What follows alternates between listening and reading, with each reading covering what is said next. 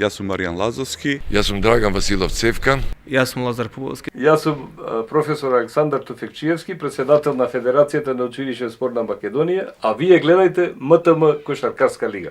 Екипата на Манчестер Юнајтед синоќа во финалето од Лига Европа го победи Ајакс со 2:0 и со тоа го освои трофејот во Лига Европа.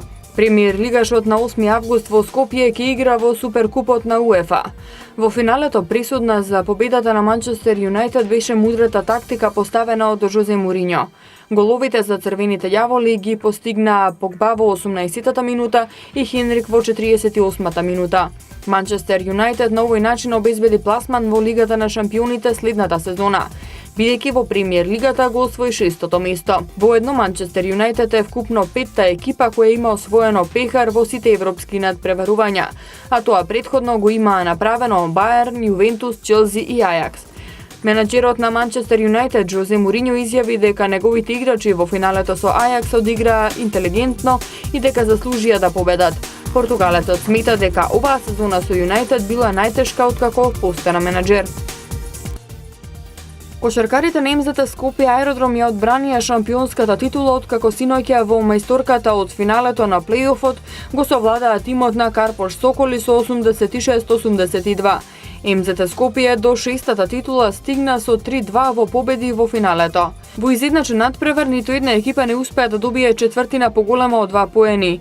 На 3 минути пред крајот гостинот Карпош Соколи водеше со 78-74, но домаќинот со серија од 11-2 направи пресврт и поведе со 85-80, што се покажа решавачко. Во клучните напади гостите промашија неколку удари за 3 поени. Најефикасника е победникот беа Шарлон Клов со 29 поени и Ѓорѓе Дреноваc со 23. Додека пак е Карпош Соколи најпрецизни беа Драган Лабовеќ и Кендрик Пери со по 17 поени. Признанието MVP, најкорисен играч на финалето го доби Шарлон Клов од МЗТ Скопје, додека шампионскиот пехар на капитенот Марко Симоновски му го предаде председателот на Македонската кошаркарска федерација Петар Наумовски. Од македонските тенисири кои се појавија на стартот од фјучерсот во добој, победа во првото коло постигна само Томислав Јотовски. Тој во 2 сета го победи Мислав Бошњак од Австралија со 2:0.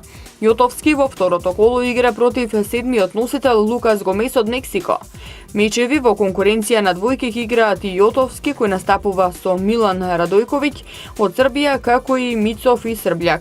Македонската тенисерка пак Лина Ѓорческа не успеа да го мине првото коло на Гренслем турнирот во Париз на Ролан Гарос.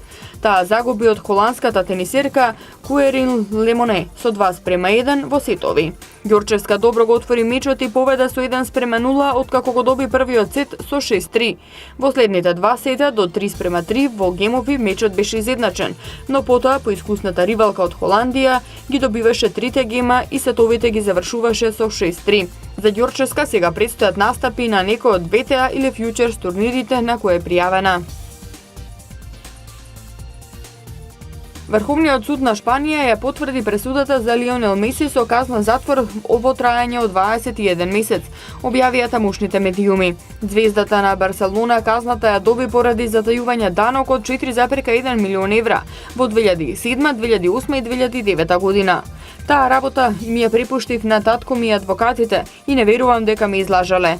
Не можам ниту да помислам на такво нешто, изјави Меси.